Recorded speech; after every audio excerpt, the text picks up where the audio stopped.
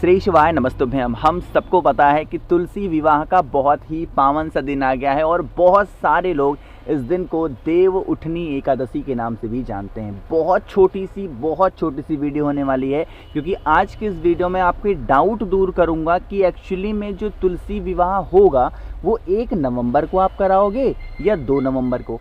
देखो, अगर 1 नवंबर को है तब तो बहुत अच्छी बात है, लेकिन अगर 2 नवंबर को हो जा रहा है तो 2 तारीख को कौन सा दिन है?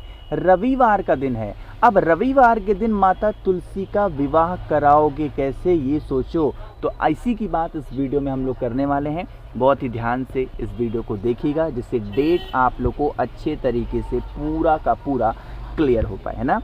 देखो, जैसे ही कोई डेट को लेके कन्फ्यूज़न होती है, मैंने आज तक आप सभी लोगों को हमेशा और हमेशा महाकाल की नगरी उज्जैन के पंचांग के बारे में बात किया है ना।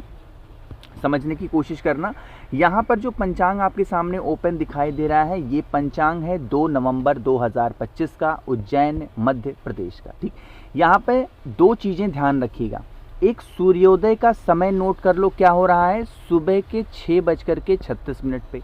और दूसरा, आप लोग को एक चीज़ और ध्यान देनी है कि जो शुक्ल पक्ष की एकादशी यहाँ पर लिखी हुई है वो 1 नवंबर को ही लग जा रही है 9:12 पर। एकादशी के पूजन का महत्व रात को नहीं होता है, इसलिए हम एकादशी की जो तिथि को देखेंगे वो उदया तिथि देखेंगे। अब उदया तिथि का मतलब क्या हुआ, अभी भी मैंने आपसे बताया है कि क्या देखोगे, सूर्योदय का समय देखेंगे। कितने बजे है? 6:32 पर। अब 1 नवंबर को तो एकादशी लग रही है 9:12 पर। इसका मतलब अगर 1 नवंबर की हम बात करेंगे, उदया तिथि की बात करेंगे, तो एकादशी नहीं बल्कि कौन सी तिथि रहेगी? 10वीं तिथि रहेगी। अब अगर हम एकादशी के बारे में बात कर लेते हैं तो यहाँ पर हम सभी लोगों को दिखाई दे रहा होगा। तो इतनी बातें आपको समझ में आई कि एकादशी क्यों नहीं है 1 तारीख को, क्योंकि उदया तिथि में नहीं है। अब यहाँ पर एक डाउट और समझो, तुलसी माता की जड़ में कभी भी जल रविवार को नहीं चढ़ाना चाहिए, वरना हमें दोष लगता है। ये बातें आपको पता होंगी।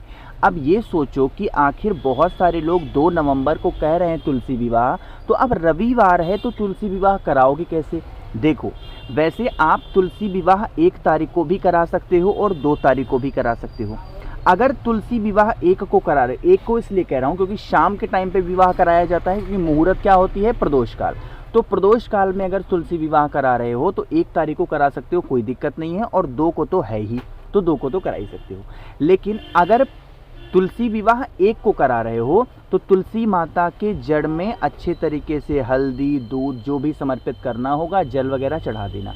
लेकिन अगर आप तुलसी विवाह 2 तारीख को मना रहे हो तो गलती से भी किसी भी तरीके से कैसे भी करके आप लोगों को कोई भी प्रकार का जल समर्पित मत करना, वरना दोष लगेगा। ये मैं पहले बता रहा हूँ, ठीक है ना।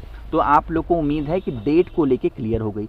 एक बात और समझाना चाहता हूँ, वो बात ये है कि जैसे देखो, उदया तिथि तो एक बात हो ही गई, और अगर आपने पूज्य गुरु जी की कथा सुनी है, कई बार गुरु जी ने बताया है कि कभी भी एकादशी का व्रत 10वीं तिथि के साथ नहीं रहना चाहिए, वरना एकादशी का कोई भी फल नहीं मिलता।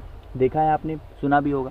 तो आप लोगों को पता होगा द्वादशी तिथि कब लग जा रही है? 3 तारीख को, और द्वादशी तिथि से सटा हुआ तिथि कौन सा है? 2 तारीख। इसका मतलब ये चीज़ तो बिल्कुल प्योर है, प्रूफ है कि 2 तारीख को ही देव उठनी एकादशी होगा, ठीक है ना। चलो, अब यहाँ पर कुछ बातें मैं आपको बताना चाहता हूँ कि आप लोगों के घर में जो तुलसी माता का पौधा है ना, वहाँ पर जब आप पूजन करने के लिए जाना तो आप लोग सभी लोग गोल बत्ती का दिया लगाना, मन है घी का लगाना, मन है तिल के तेल का, क्योंकि तुलसी माता की जड़ में कभी भी लंबी बत्ती का दिया नहीं लगता है, ठीक। विवाह कराने का नियम यही होता है कि तुलसी माता को चुनरी उड़ा दो अच्छे तरीके से, पीले धागे से शालिग्राम भगवान और लक्ष्मी जो तुलसी माता हैं उनको अच्छे तरीके से आप ऐसे गूंथ दो, है ना। ये तरीका होता है। मैं विधि बहुत विस्तार से इसलिए नहीं बताता हूँ ना, क्योंकि हर एक परिवार की अपनी विधि होती है, नियम होते हैं, और उसी हिसाब से पूजन पाठ करना चाहिए, ठीक है ना। मैंने कोशिश की, जो डेट को लेकर कन्फ्यूज़न था उसी के बारे में बात की है। वीडियो पसंद आई हो लाइक करिएगा, कुछ पूछना है नीचे कॉमेंट सेक्शन में पूछें, और मेरे जितने भी भाई बहन आवाज़ पहली बार सुन रहे हैं चैनल को ज़रूर सब्सक्राइब करेंगे। श्री शिवाय नमस्तुभ्यं।